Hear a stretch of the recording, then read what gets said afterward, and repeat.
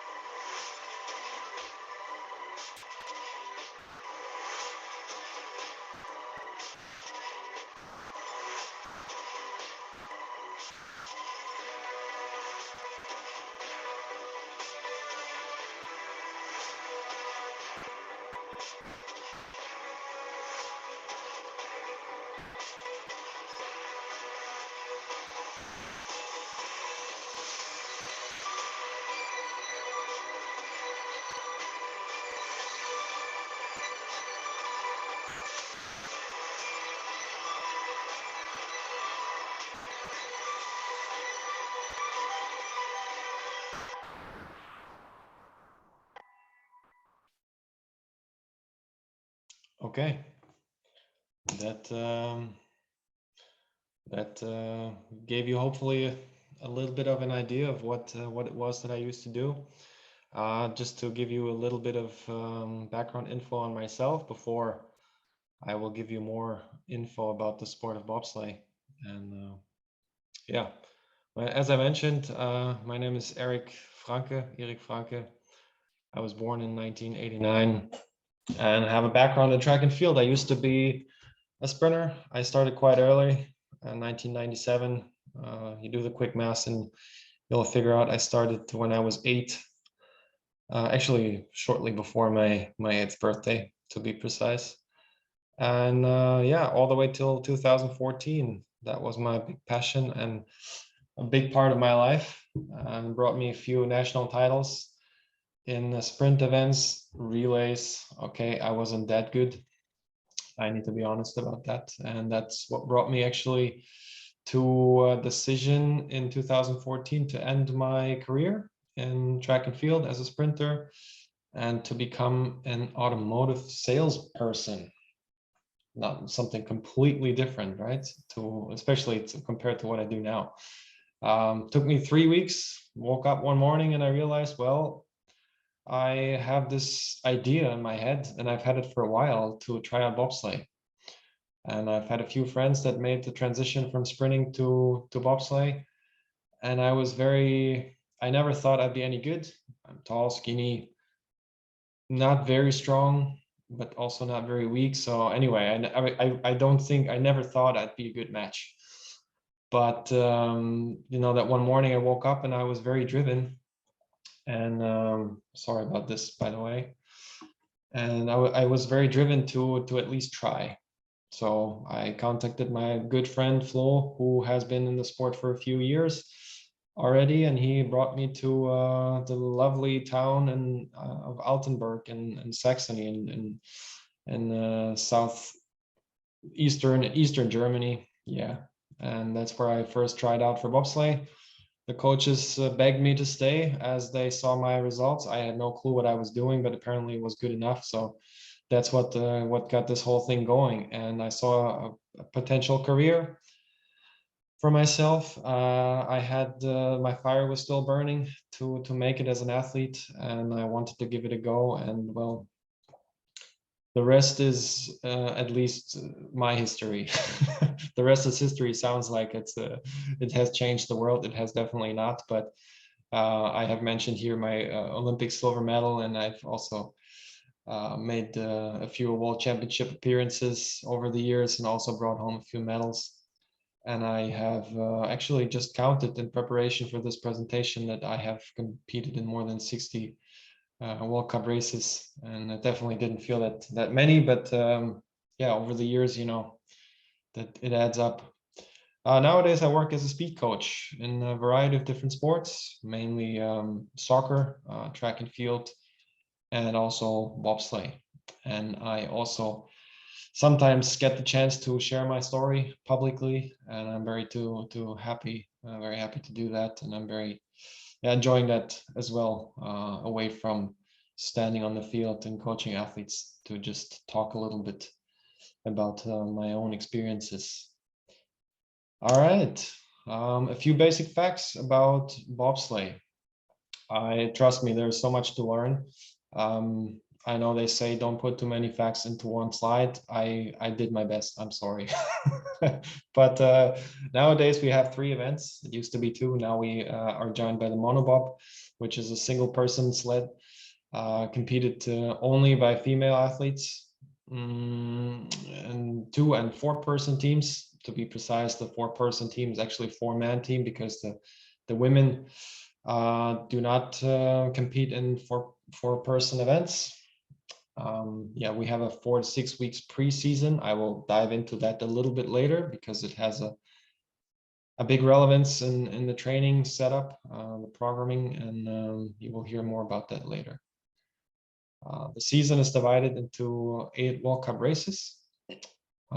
Added on top of that, an annual World Championships. Except in the Olympic season, then we do not have World Championships. And the sled weights are between 160 and 210 kilos, 160 being the monobobs, 210 being the 4-person sled, 4-man bobsleigh. And these are minimum weights. The top speed reached so far has been 158 kilometers per hour.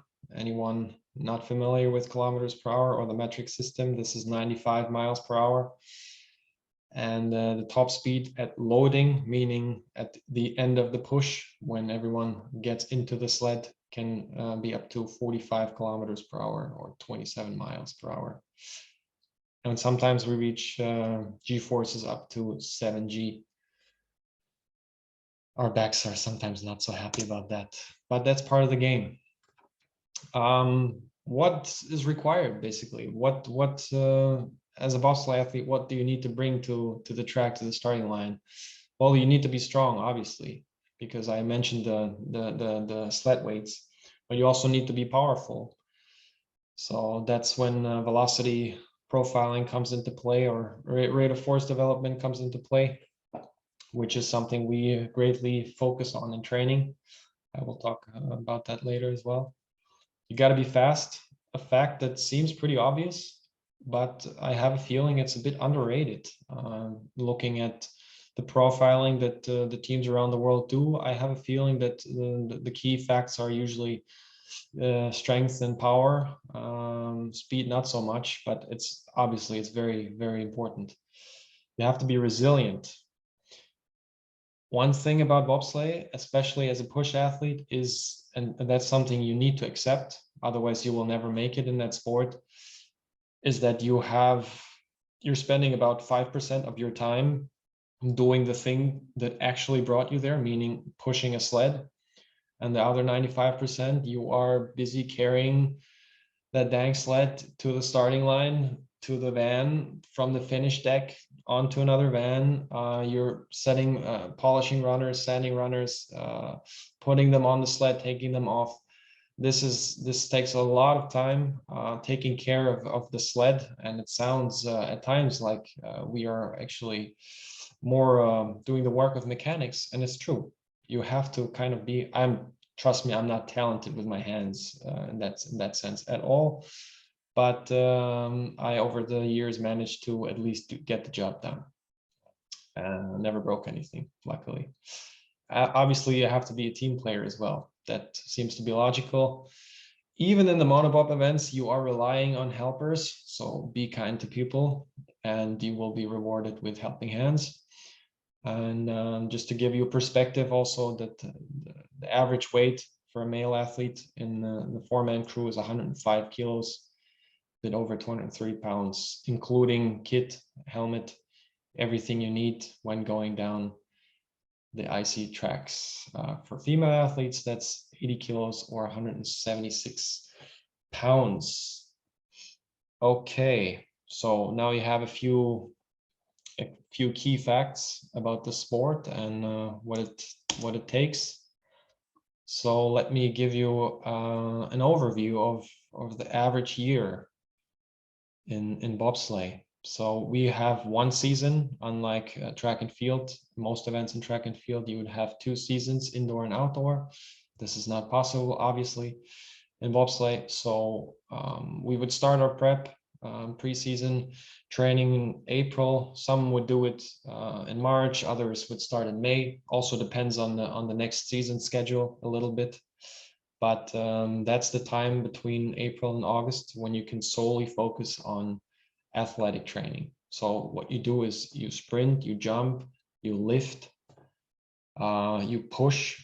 I happen to be one of the lucky persons to live in Potsdam or any bobsleigh base that we have. We have quite a few in Germany, which means that I had access to a push track, which is crucial, and it is a big well, everyone needs to push, but before I joined the team here in Potsdam, I needed to drive between 2 and 3 hours just to get my push training in, and obviously just having it here around the corner was a big benefit.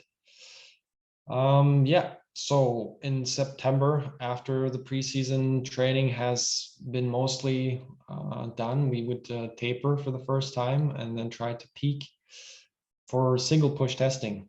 This is crucial actually for push athletes, as the single push determines whether you are part of the team or not.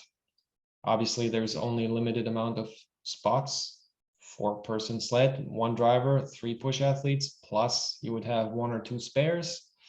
Yet the teams are usually bigger than that, so that's when a few people need to be cut from the team.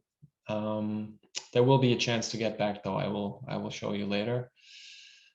So okay, that's peak number 1. Obviously, we will reduce our training leading up to the push testing from 5 to 8 sessions down to 4 to 6. Raise intensity, and in the end, we want to be as explosive and rested as possible. So the closer we get to push testing, the more we reduce the overall volumes. After that, we are hitting October, and that's when that's the tough season for everyone, drivers as well as push athletes, because that's the preseason that includes sliding. And we have a very limited amount of time, between 4 and 6 weeks. And that's when you get to test all the equipment. You're testing new sleds, you're testing new runners, you're testing new crew members, you're testing potentially new tracks. And it all needs to fit in 4 to 6 weeks, with 2 sliding sessions a day, and roughly on average four runs per session. That will get you up to 10 to 14 sessions a week of only sliding. Plus, you want to stay in shape, right? You want to be able to push fast coming out of that preseason. So you need to add 5 to 7 athletic training sessions on top of the sliding. And this is really the toughest phase that you will go through in your bobsleigh year, because the overall workload is insane. All you do literally is you get up in the morning, you go slide, or if you don't slide, you will help the team. You will get your training in, and then your athletic training in, and then you will go back to the track for another sliding session. That's what you do all day. So once that is done, everyone's happy. No one, if you've made it through healthy, that's a big plus. You consider yourself lucky, or you know that you have done a good job in fatigue management, because that's essentially key. From November till January, that's when the World Cup season starts, the World Cup circuit. I mentioned that it consists of 8 races. And we have a North American tour, we have a European tour. I think they were bringing in an Asian tour as well. So if you are in Europe, you will have back-to-back racing. You spend Mondays till Sundays on one venue, have races on the weekends. On Sunday night, you get in the van and you drive on to the next venue. So it's basically just sliding, racing, and traveling. That's all you do. And in the middle of this, around Christmas time, usually, at least that's for the German team, it could happen that you are picked to do another single push testing to reassure the coaches your position, that you deserve to be on that team, right? Everyone just wants to be sure that the team consists of the best guys possible. And so that means you need to have another peak, right? Once you've made it through that, there will be a few more races of the World Cup Tour, and then you're ready for World Champs or even the Olympic Games, usually happening in February till sometimes early March. Obviously, that's what the whole season is about, right? But at this point, you have maybe peaked already twice. So it's really, it can be very sketchy. But over time, I found a few ways that help me to stay in shape as much as possible, and then also reach my absolute peak and when it really mattered for World Champs or the Olympics. So, and then, yeah, that's when the season is over and you get to rest a little bit. You have been traveling quite a lot, so everyone's happy also when the season's done. What kind of constraints are we facing in season? Because this presentation is about making in-season gains. It's not about how to set up yourself for the season, but you're already there. How can you get better? How can you maintain your shape, but not get slower, obviously, which is not that easy, as you may think, because the overall workload that I've mentioned is quite high. You need to deal with a lot of stress as well, and on top of that, I have listed here the things that we need to work around or adapt to, and that is limited gym availability. You will rarely find a place that offers a gym. If there is a CrossFit gym, for example, around, they are always happy to accept you, but then it's not only you and your team, but it's 3 other German male teams, it's 3 other German female teams, it's the whole world that wants to use that one gym. So everyone ends up actually just working out in their garages or on the street, literally. So, and you get used to it, that's no big deal. Everyone needs to train and live under these conditions. Limited track availability. Obviously, I'm not talking about the bobsleigh track. I'm talking about running tracks.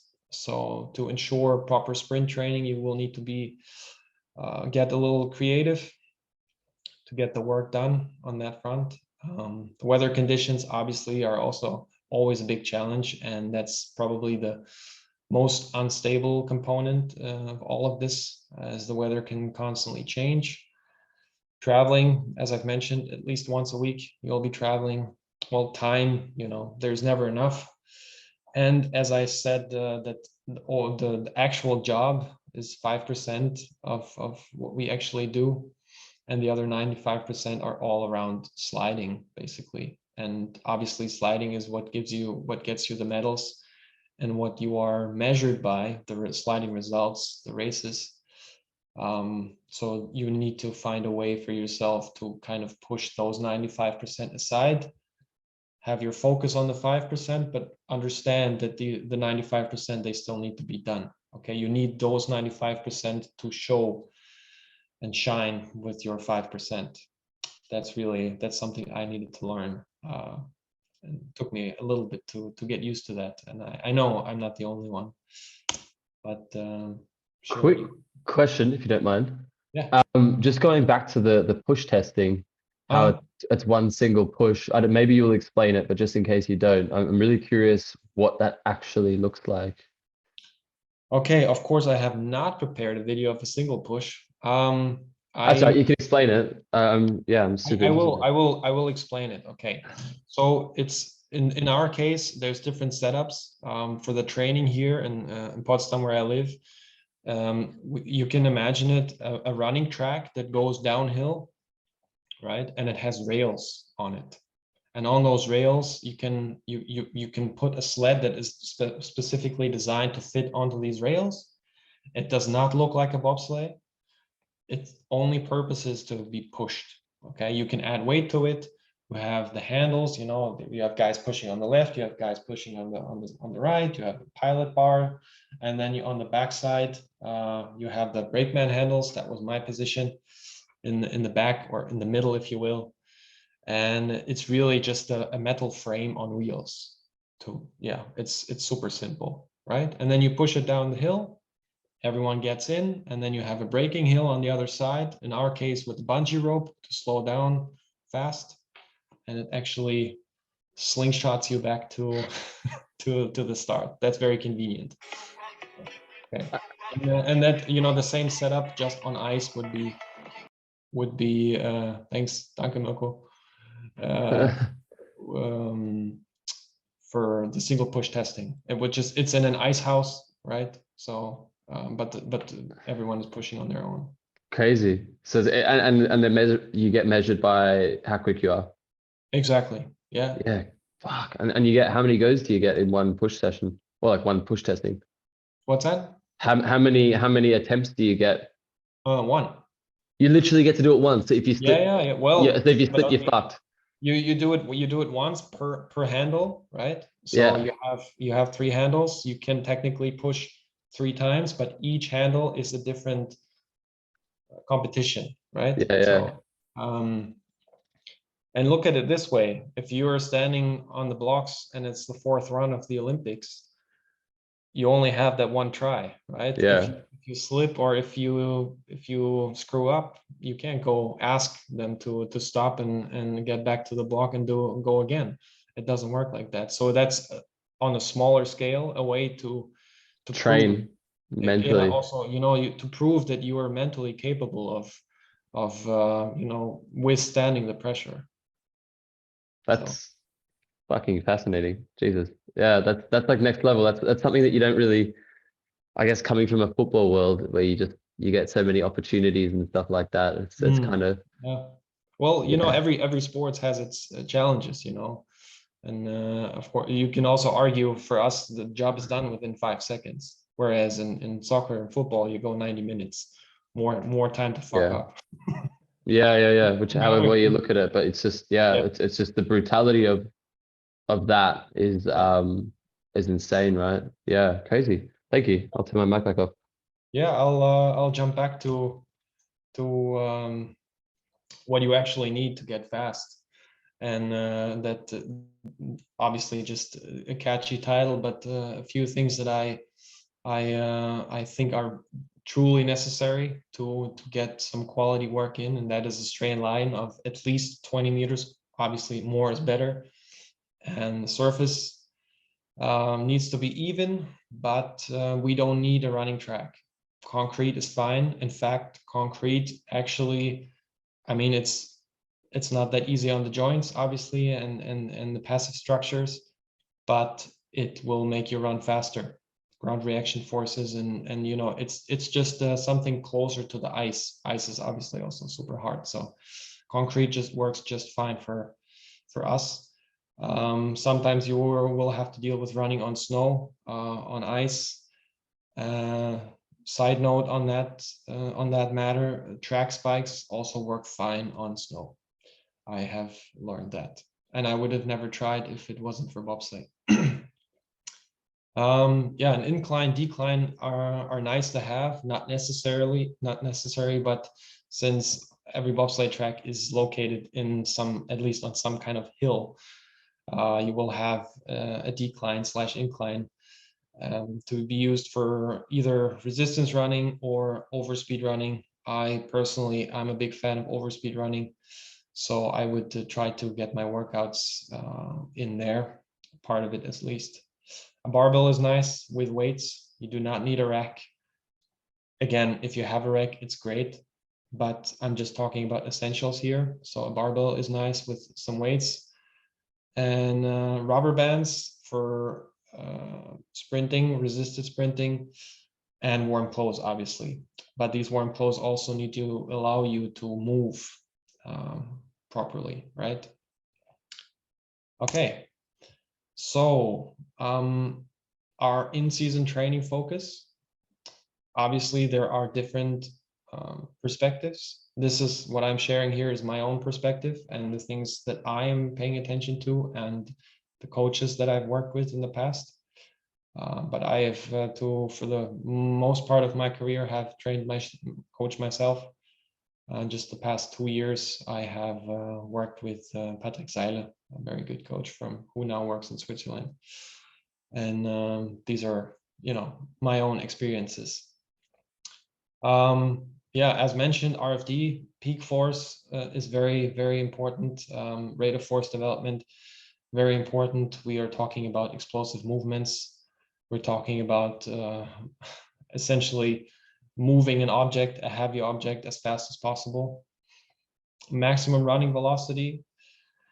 As I stated earlier, I think that speed and being fast is a bit underrated. I also think that maximum running velocity is underrated in training, at least. If you look at it this way, again, this is my own experience, but most athletes and most coaches in the sport, they are focusing on the acceleration, whereas the actual point where you are loading the sled, that's the most crucial point, because after that you cannot accelerate anything, you cannot contribute to the speed of the sled anymore. So the higher the velocity at loading, the better, right? You need to be able to run 45 kilometers per hour. Okay, if you look like a bodybuilder, you will most likely not be, or train like a bodybuilder, you will most likely not be able to do so.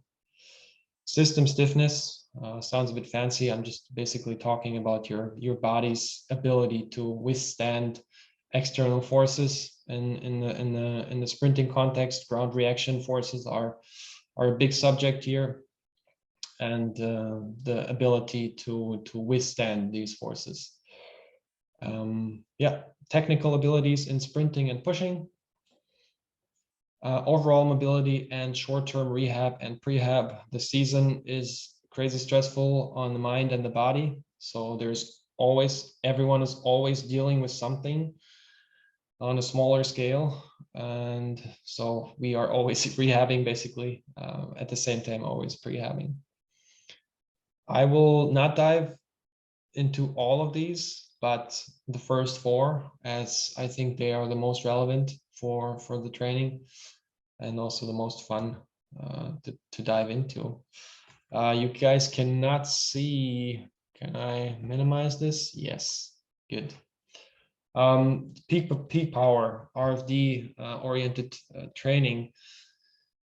We are basically, throughout a bobsleigh start, we are basically surfing the curve almost entirely. We would start somewhere here, let's say in the 2-man sled, where you need to push more weight compared to the 4-man, because you're sharing it with more people in the 4-man, obviously. So let's say with the 2-man, you would start somewhere here approximately, whereas in the 4-man, things move a bit faster and it would be a bit more down here. But I wrote down here that basically I would personally divide the start into 3 phases, and each phase has different requirements, and each phase would be a different point on the force velocity curve. So we would start off at 0 speed, strength speed off the block. That's when you get the sled moving. You hit the sled, as we say, and you are really accelerating from 0. Peak power comes into place, like, you know, here, kind of in the middle. Also the middle of the push, the dry phase, when you're really picking up speed, you're approaching the crest. You're getting faster and faster, and then as soon as you hit the crest, things really take off because you're running downhill. And I say running, not pushing, because essentially it feels like you're running. At that point, it doesn't feel like pushing anymore, but that's a good thing because you are still moving with the sled. If as soon as you have the feeling that you're kind of you're braking more with your steps, then you are accelerating. Obviously, then it's time to hop in, because that really slows you down, and it slows the sled down as well. Okay, again, actually, what do you guys can just feel free to ask me questions like you did, Johnny. That's totally fine. Anyone that has questions in between, please just let me know, okay? I'm happy to answer at any time. What do you mean by going like to the crest, after the crest? What exactly is the crest? So you would have each track, as you know, you're sliding down a hill, right? So you're going downhill, and each push track is usually, they're all different, but they all start out kind of flat, even. And at some point, you know, you hit the crest, and then that's when it goes downhill. And that can happen after 15 meters. Some tracks it would be 30 meters. You know, some are super flat and it happens super late. But that's when you are actually going downhill, pushing also downhill, and that's when you really pick up speed quickly. And so, how do you know exactly when to? What's your cue to jump in? That's just a feeling that you get. If it's an entirely new track that you've never been to, you would talk to coaches and make assumptions. Like, okay, this reminds me of like a push track I have seen at a different track, and that's how we did it there. And then you're just living off your own experiences. And then in the you also have training runs, so you try out a few things, and in the end, you know, the training is also limited, but that's really not that hard, actually. It's you know, just from experience, and then you develop some feelings on what feels right and what feels wrong. And you also need to bear in mind that the driver is actually the one, if he was running too far, pushing too far, then he's getting everyone else in trouble, because it gets faster and faster and faster. And also the grooves where the sled is guided a little bit in the beginning, so it doesn't move left and right, but they end at some point. And that's when it gets really tricky. That's when it gets really slippery. And with experience, you will know when it ends, and you know, if you're still out there pushing, you really need to be careful when you load, because that's any sideways movement can make the sled go sideways, and then the race is done, already up there. That's fascinating. I find this mega interesting. I just don't know that much about it, but like, yeah, just all the finer details. It's crazy intense. Like, it's so technical. Sure. Because the margin for error is so minimal, right? And there's so many components to it, because you got the Excel, then you got the max speed, then you got the technical side of actually having to jump in and coordinate with the team, which you don't have in like a 100-meter sprint. Yeah, fascinating. Yeah. Fascinating, man. But in the end, you know, this is a craft, like any sport or any craft. You know, this is something that you're doing until you have perfected it. And especially the loading part, actually, it looks more complicated from the outside than it feels from the inside, because you're just solely focused on the people around you, and that focus takes away everything else. It takes away that complexity that it actually consists of, right?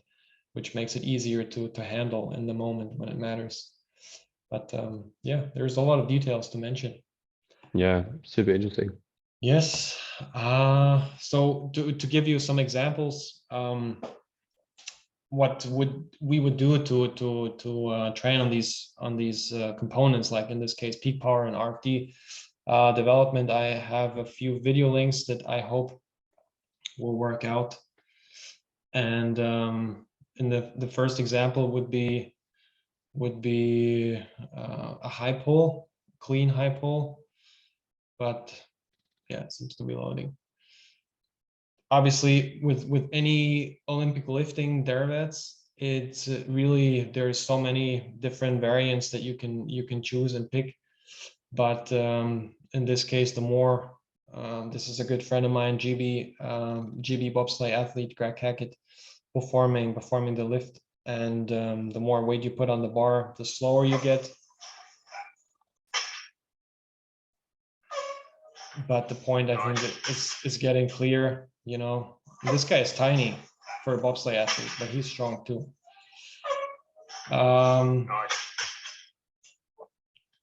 Okay, and I will not. I have videos for all these examples. One I personally find interesting is the loaded depth jump. Depth jump. I know we have also like some plyo guys in here. Don't kill me for calling it a depth jump, but essentially I'm jumping off a little plate. And the video quality is very poor. I'm sorry about that. But the point is that with this exercise, the goal is to work on eccentric rate of force development, and you can combine it with an explosive concentric part, right? In this case, I am not really emphasizing the concentric part of it, but you can add it on top to make it like a movement that basically it has it all, right? You're dealing with a lot of weight that you need to slow down quickly, and then you need to move it back up quickly as well. So this is something that I personally found to be very, very useful. But it's also an exercise you need to be prepared for. This is nothing I would program for a beginner. And this in general is something that I think is very important, that the things that I talk about here, this is elite athlete level. So this is nothing, when someone gets newly into the sport, then I probably would program things a bit differently than I am telling them right here. At least some of the things that I will also mention in a little bit, just to give you a better perspective. The maximum running velocity is something that I have mentioned already. I find it very, very, very important, often overlooked. But in the pushes themselves, you know, the 2-man and 4-man, they naturally require high velocities. So since you're going downhill, there is also not really a way to take it easy. If you go downhill, you're going downhill, and there is no way that you can just slow down and pull the sled backwards. It doesn't work like that. So your intent will have to be at least 85%. If it's not, then the sled will eventually go downhill without you, and you really don't want to do that. The laughters and embarrassment aside, you can also get injured. Yeah, but as I wrote down here, that pushing downhill leads to supramaximal sprinting and pushing speeds naturally. So every time you step on track and every time you push a sled, you will go faster than you will actually be able to run in a free unresisted sprint in a straight line. So this creates a high neural drive, or it demands a high neural drive, if you will. And so this is something to bear in mind. And you're doing between 2 and 8 pushes per day. So this can be very taxing on the central nervous system, hence slow down recovery immensely. So really spend your energy on track wisely and plan the rest of your training around it. I mentioned the speeds that we reach before loading can be up to 45 kilometers per hour. So that's, apart from Usain Bolt, I don't think anyone else is able to reach those speeds in a straight line. To achieve that, some common training interventions would be naturally the team pushes. High quality team pushing is very important.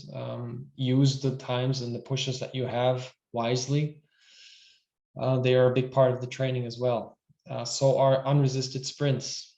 I will need to show you this video again from my good friend Greg, because it kind of emphasizes the conditions that bobsleigh athletes sometimes need to train under, but it's never an excuse, right? There is always a way. If you want to make it happen, you can make it happen. And in this case, you will see it has snowed quite a bit, and he is still getting the work done. Sorry for the poor connection, but I think I've made my point pretty clear, right? That you can get quick sprinting done in any kind of environment. This is living proof. We are living proof. This guy is living proof, and I think that's a mentality that maybe you need to get used to, coming from a track and field background, when you basically, well, sometimes you would run in the rain, but mostly you're looking for ideal conditions. Maybe you want the wind you want a tailwind instead of a headwind in training, because it makes you feel slow. You're trying to set everything up perfectly, but actually you don't need it that perfect, right? In any race situation, you never know where you end up. You can end up in pouring rain and have a 5-meter headwind. You will still need to compete, right? So a bobsleigh is something that really teaches you to be adaptive and to be able to adapt to changing conditions. So another great training method or philosophy, whatever you want to call it, is that I personally like, is downhill sprinting. I even prefer downhill A runs, because they are a safer alternative to downhill sprinting. They require less space, because obviously you need a lot of time and distance to slow down when sprinting downhill. And if anything goes wrong, that the ground may be a bit uneven, the chances are higher that you will actually injure yourself when sprinting downhill. So I would rather go for downhill A runs with high intensity or high frequency, to have high firing rates, and kind of achieve the same goals that I'm chasing with sprinting downhill, essentially just having lower risks of injury, and also requiring, as I said, less space. Something I found to be very useful also to prime for race day, to get the nervous system ready. Okay, and before mentioned system stiffness, I like to use the word system. Actually, it's just our body, but system sounds nicer and more scientific and smart. So forgive me, I needed to build it in. But we are moving on ice. In bobsleigh, and ice is a very hard surface, and that is not to be underestimated. I'm talking about Achilles tendinopathies, patella tendon tendinopathies, any kind of overuse, also stress fractures in the feet, actually, or shins as well, can occur if the body is not ready to handle the forces that come with the hard surfaces, that is in this case ice. So make sure to be prepared for that. And that's one aspect why stiffness is even required, right? You need to be able to handle it. But high ground reaction forces in general are key to run fast. The more force you can put into the ground, the more force you can handle, the faster you will be able to run, essentially, right? So handling these forces properly results in higher speeds. And another aspect to be worth mentioning in this context is that the average body weight per athlete is rather high. So it takes even more to prepare the system for these demands. In my case, I was a proud member of Team Skinny as international. I was an international unofficial team of athletes, male athletes weighing below 98 kilos. I never made it. Now I did, but as I was still active, I never made it above 98 kilos. And in the world of bobsleigh, this is considered skinny. So the amount of weight that I've gained between being a sprinter and becoming a bobsleigh athlete was now more than 15 kilos over time. So I have never had any real overuse issue or issues that were related to a weight gain. But the whole point of this is to not underestimate this fact. Okay, you may be strong in the gym and you may be able to gain weight within a short time frame, but it takes time for your system, for your body to adapt, to be able to handle the forces that your body is able to create. But getting the passive structures ready takes a bit longer. Don't forget about that. So common training interventions for the stiffness would be pushing on ice, being exposed to hard surfaces. That goes hand in hand, as ice is a hard surface, but obviously it's not always there. So you're not always able to use it and always have a chance to push on ice. So sprinting on hard surfaces is something that I would intentionally do.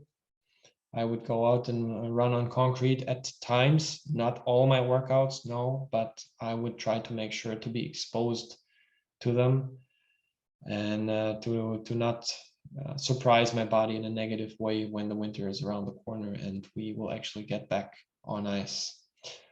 Plyometrics. I'm a big fan of bounding, bounds and scissor bounds.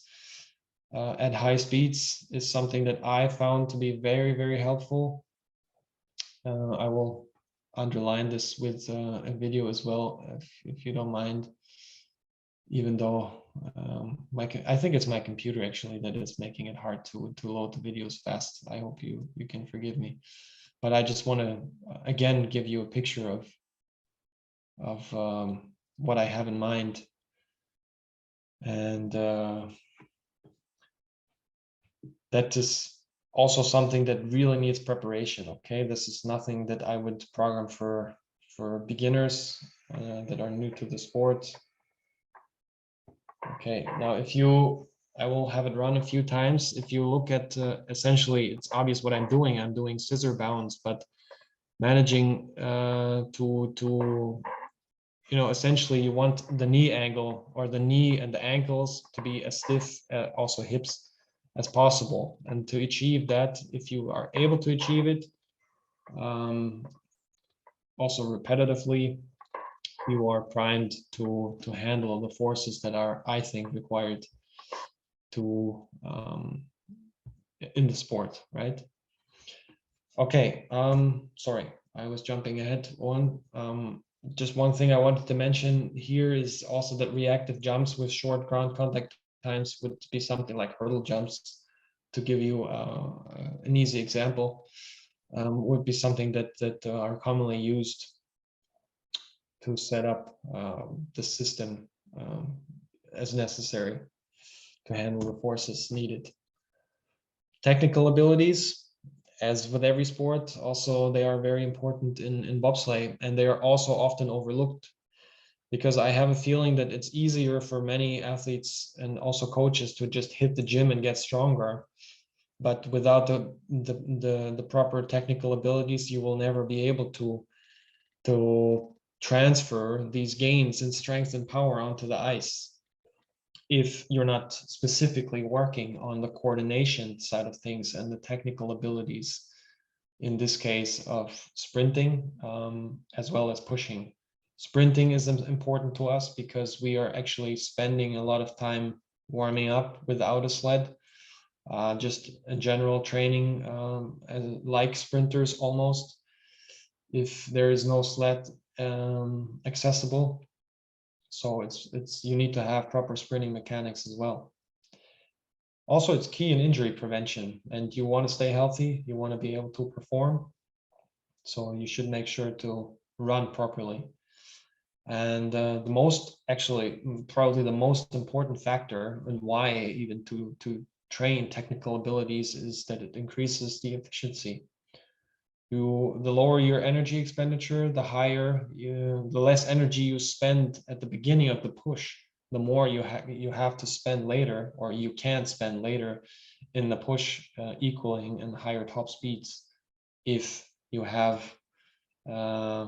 can handle the forces that I have talked about earlier, right? But to set yourself up for that, you need to have the technical abilities as well. A few ways to work on that. I personally prefer to work with resisted sprinting variations. I will not play videos, as I have a feeling that it just kind of it doesn't work smoothly, so I will not play them. But I think every one of you has seen any form of rubber band resisted sprinting variations. I personally like the exchange or switch exercises that would be focusing on the front side, right? And obviously there's also other exercises focusing on the backside solely. So the point is that you are able to focus on single aspects of sprinting by doing them resisted. That's nothing new. If you slow the movement down, it's easier to control, it's easier to pay attention to certain details. But it also comes in handy in our case that we need to move a heavy object. So we need to be able to produce a high amount of force and also project that force onto an object that we are trying to accelerate, right? So if we can, for example, in the warm-up, position ourselves in a way that we are working with resisted sprints and focus, for example, on the front side mechanics that will could potentially set us up nicely for the actual pushing on track by implementing these kind of things into the warm-up. Sled pushes, like a prowler, there's different names to these pushes, but I'm just talking about the ones that you can load with a bunch of plates to make them heavier. You have 2 poles, and that's those usually triangular sleds. You can even use them as replacement, almost, don't kill me, S&C coaches, but you can use them as a specific replacement for squats. If you do them properly, I will only play this one video, and to underline the point that I'm trying to make here is that this is, for me personally, a way of getting a very specific squat derivative, if you want, essentially, because squatting is pushing, if you will, and just in a horizontal manner in this case. So I hope it will load soon, and then so here you can work. This is just a video that I use for my online programming, hence the description. Sorry about the quality again, but it will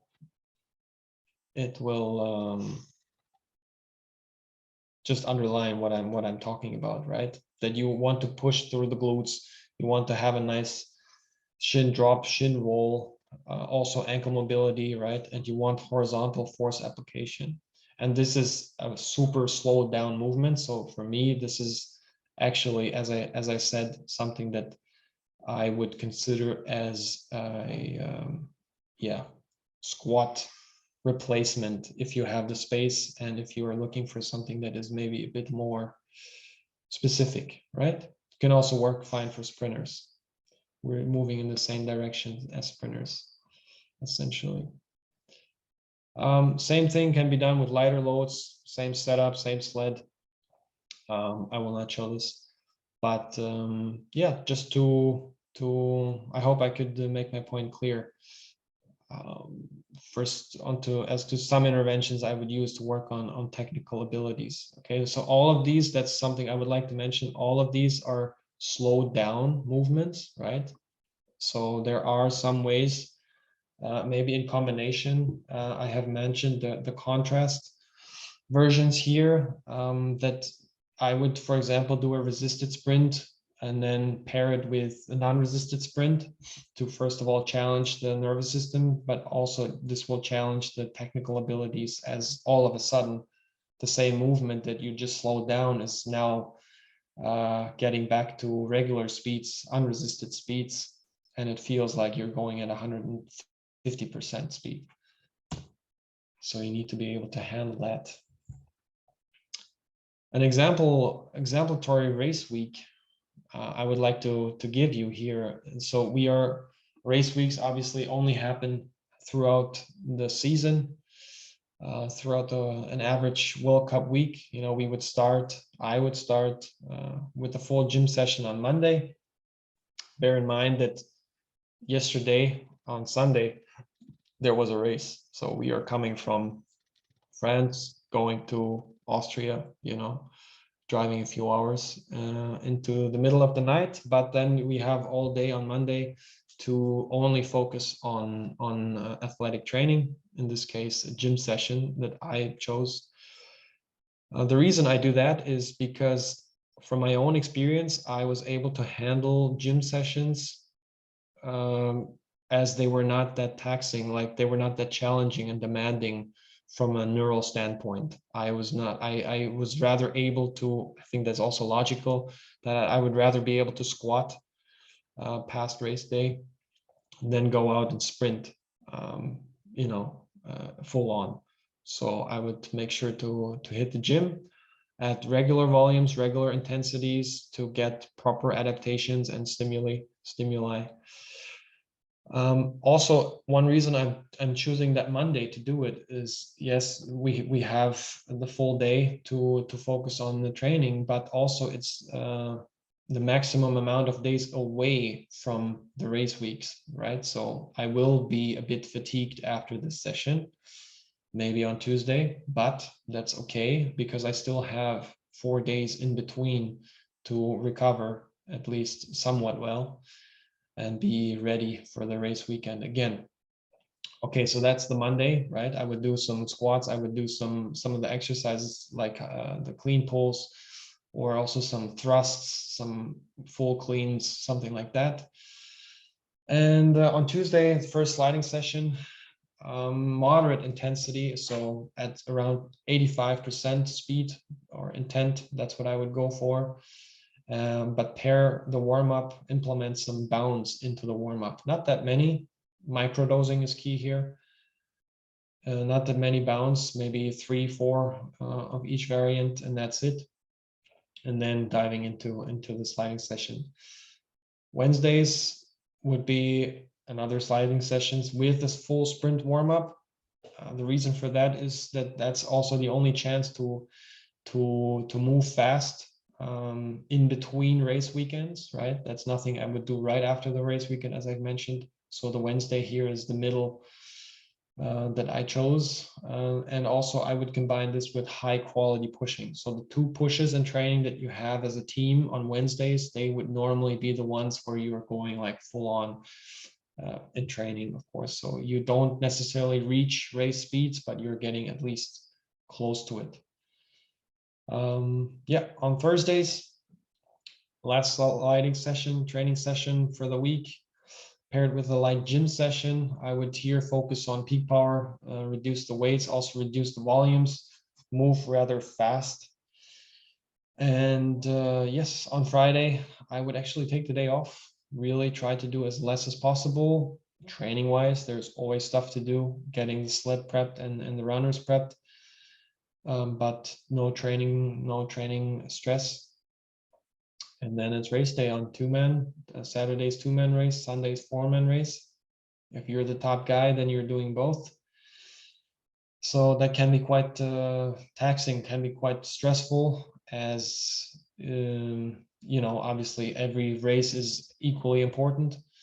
So it doesn't matter if you're on the line with 3 other guys or just 1 other guy. You want to be as fast and as good as possible. You want to win, and that those weekends are challenging because you have that adrenaline, you have that just mental stress, emotional stress, plus physical stress, and doing that 2 days in a row, then several weeks in a row, is something that you really need to be ready for. And you also need to pay close attention, because I wrote down here a few takeaways. That will be my last slide for today.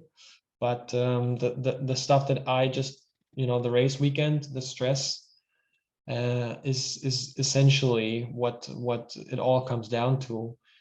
And that is also fatigue management, right? You want to be ready for the weekend to perform on race days, but you also need to make sure to get a little bit of training stimuli in to keep your shapes. But fatigue management is essentially the most important part here.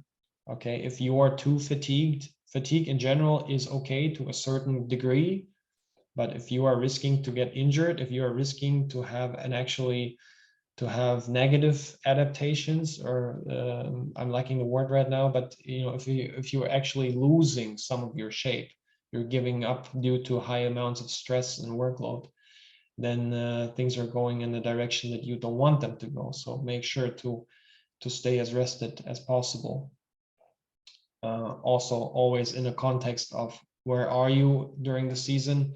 Where are you in overall standings? Do you need to win races? Is it okay to back off a little bit, take the foot off the gas for, you know, just a few days, and maybe risk of, you know, losing a few spots in the race next weekend, but being able to rest a bit more, or maybe get a little bit more training in? So these are all things that you need to consider throughout the season. It's all part of the bigger picture in the end. But that's nothing that I can just write down here in this presentation, as it would constantly be changing, right? So yeah, I was talking about my higher volume gym work post-race days / post-travel days, which are usually the same days as you race and travel the same day.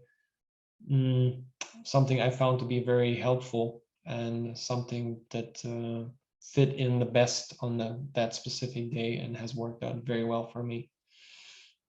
And using the sliding warm-up to microdose other training components. So I've mentioned, for example, the sprints warm-up. I have mentioned implementing bounds into, or other plyometrics or jumps into the pre-sliding warm-up. And this is really something that is also very important, is to use your time wisely. Okay, you are at the track anyway. Sometimes you would be at the track, but you're not sliding. What do? Do you stand around knowing that you will need to hit the gym later, or you will need to do a sprint workout anyway? So you might as well warm up with the guys as well and get the sprints done, to then be able to actually go back to the hotel and rest, right? So these are really just lessons you will learn over time, is to use the time that you have wisely, and you can literally train anywhere. Okay, I have found videos in the process of this that I would be running in hotel hallways, I would be running in garages, I would, you know, anywhere you can get it done. And this is probably the biggest takeaway that I didn't write down here, but that is my message to the coaches and also athletes out there working with speed, that you can get it done no matter what. Of course, it all comes at a cost, and you need to be creative, and you need to also understand the limits, right?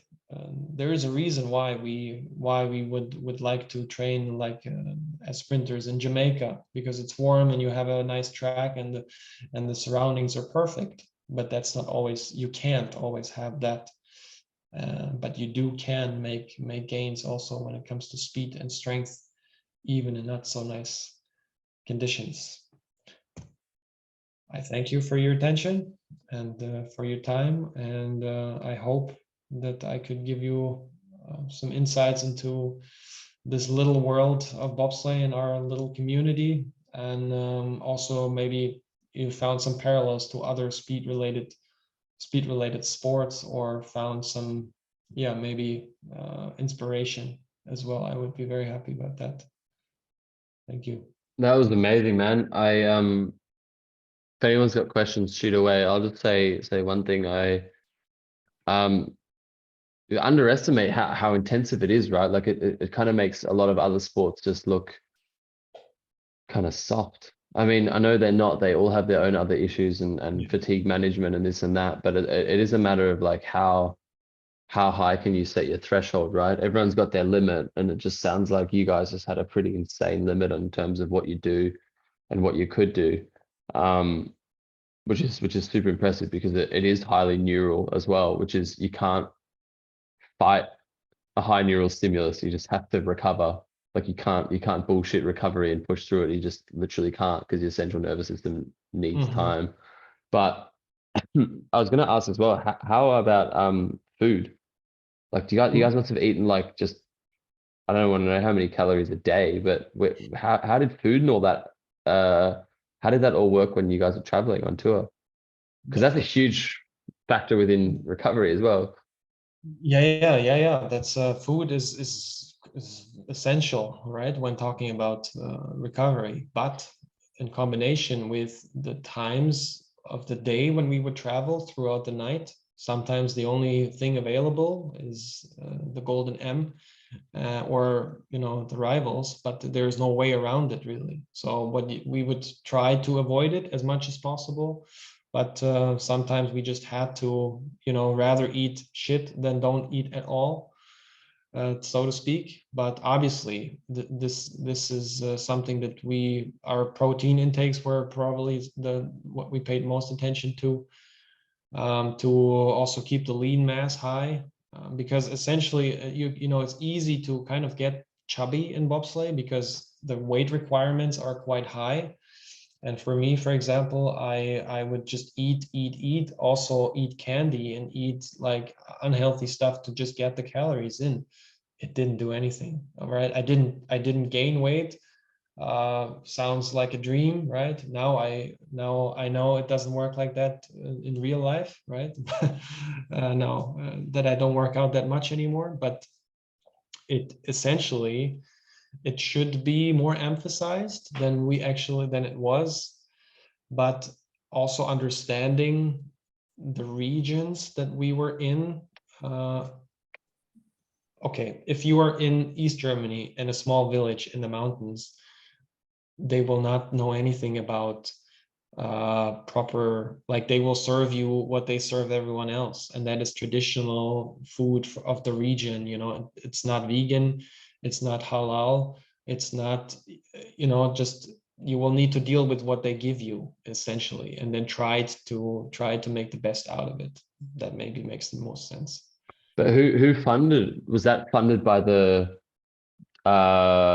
governing association all the time, or No. In our case, it was like anything international, any international competition would be funded by the German government or the German Bobsleigh Federation, but they receive their money from the government to a big deal at least. They also have a few sponsors. And anything pre-season sliding is privately funded by the drivers. They essentially are businessmen, and they have sponsors, they have a budget, and they can spend that money, or have to also spend it on crew, they spend it on equipment, hotels, and so on. Yeah. damn, that's It's insane. it's it's an expensive sport. It's a really expensive sport. But a fucking insane experience for that. Yeah, yeah. Like, I have, yeah, yeah. also as a push athlete, it's easy. The amount of money you are spending is very limited.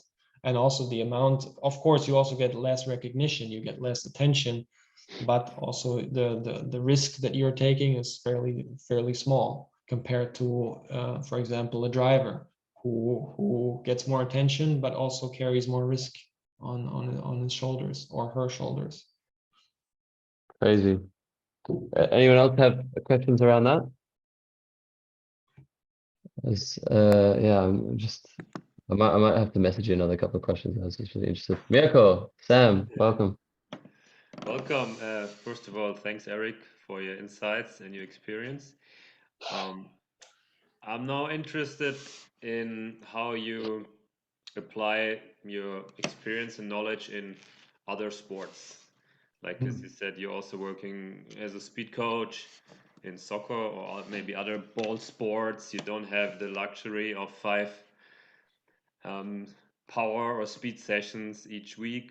So maybe just from your experience, what has the highest value for you? What you're using the most? Good question. It depends. It depends on the player or the athlete. It doesn't necessarily have to be a player, but on the athlete, where do they stand? So depending on where they stand, what level they're at, I would, for example, choose different things for a youth athlete rather compared to a grown-up athlete that is further developed. So for youth athletes, something that I like to pay attention to is to get them running in the sense that I want them to get a feel for, I will teach them basic sprinting mechanics, right? As a football player doesn't have to be a sprinter. They don't have to pay the amount of attention to technical details than a sprinter does, right? But they need basics. So I would focus on this and implement the basics into the sport itself, because speed is so broad, it's so specific at the same time, that I would try to figure out what's actually needed for the sport itself. So I cannot answer your question simply, but I can tell you that I am looking for the demands of the sport, and then speed will follow. My speed training will follow to the demands. In the case of soccer, it's first of all, I will try to teach proper basic mechanics in a straight line.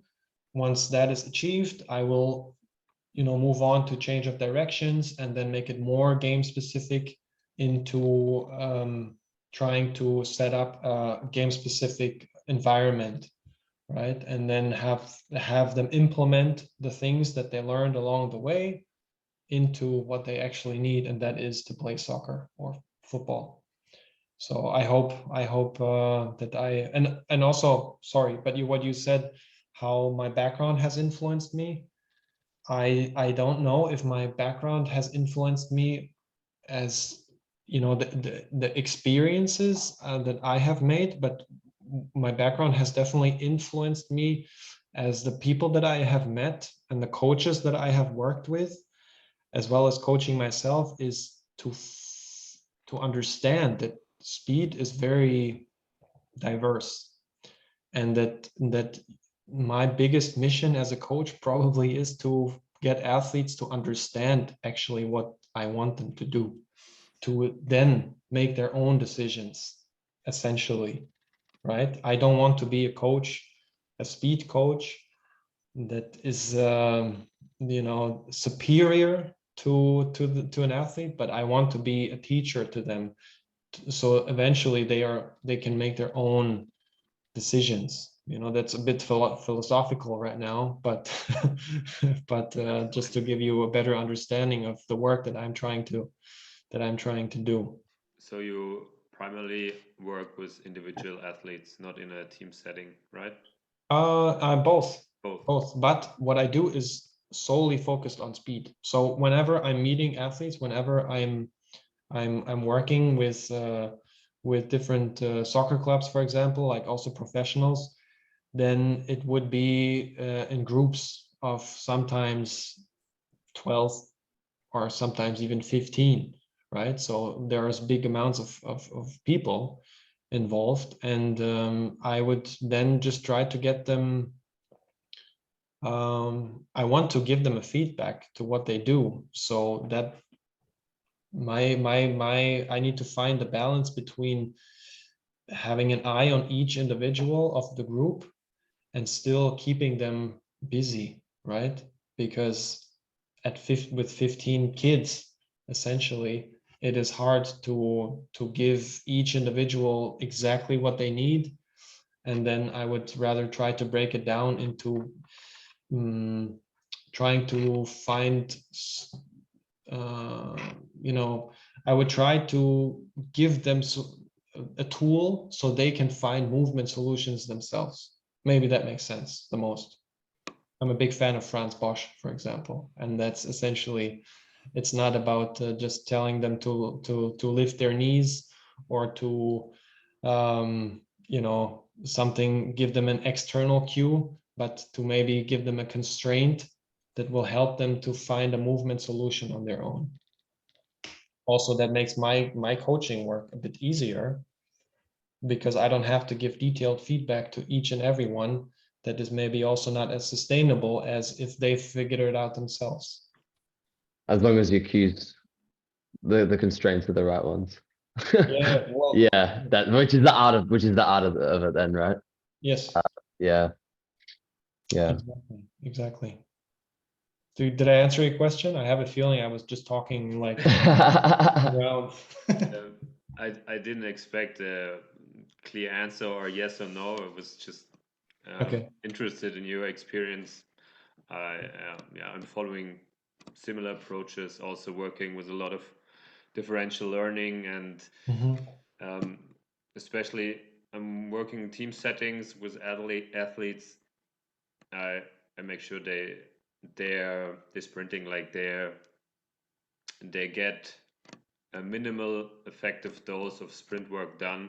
Yeah. Everyone talks about getting faster, but no one puts the work in actually on the field or like on the court to really sprint maximum. They're looking for fancy drills and exercises in the weight room, and I rather skip all of this and make sure they're exposed to running, they're exposed to high speed, and then give some different constraints or just some different feedback, so they have a lot of variety in their training. And I hope, as you said, they find a better solution over time. Yes, that's what you said, is to basically the minimal effective dose. In general, sprinting is about running fast, and if you don't run fast in training, how are you expecting yourself to become faster in the future? And then that's something I caught myself. I wanted to make it look fancy and be interesting and fun.